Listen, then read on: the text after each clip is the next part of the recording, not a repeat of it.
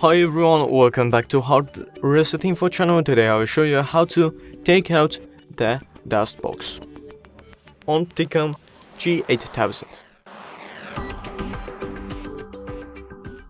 So as you can see, I already have it on my table and I'm going to open the lid. As you see, there's that little bump here.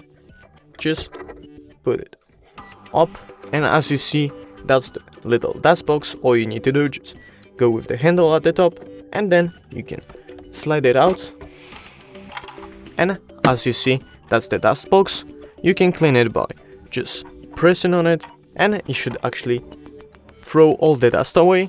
And then you can change the filter by just pressing those two to release the filter, and that's it. Thank you guys for watching this video. I hope you guys enjoyed. Leave a like and subscribe, and see you guys next time.